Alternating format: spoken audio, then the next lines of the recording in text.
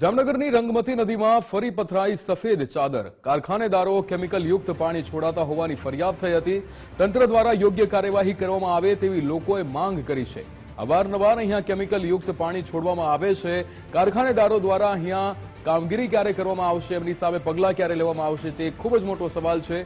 અવારનવાર આવા કેમિકલ યુક્ત પાણી અહીંયા છોડવામાં આવે છે તેવું સ્થાનિકો આક્ષેપ કરી રહ્યા છે। પુલ આવે છે એ નીચે નદી છે રંગમતી અને નાગમતી નદીની અંદર આમ ઉપરવાસની અંદરથી કારખાનાઓ દ્વારા જે પ્રદૂષિત અને કેમિકલ યુક્ત પાણી છોડવામાં આવે છે તે અહીં પહોંચતા એક જાતના એક ફેણ સ્વરૂપે થઈ જાય છે। અને આ ફેણ એટલું કેમિકલ યુક્ત પાણીથી જે દુર્ગંધ આવે છે કે આ ફેણ ઉડી અને અમારા ઘરોમાં પણ આવી જાય છે। અને આ પાણી દરિયાઈ સૃષ્ટિમાં આ પાણી દરિયાની અંદર જાય છે અને આના હિસાબે આ ફેણ થાય છે। એના હિસાબે કેમિકલ યુક્ત પાણી છોડવામાં આવે છે। એના હિસાબે જે દરિયાઈ જીવો છે, જીવસૃષ્ટિ જેમ કે માછલી છે, પછી નાના બીજા પણ અન્ય જળજીવો છે, એવો પણ હજારોની સંખ્યામાં મૃત્યુ પામેલા આપ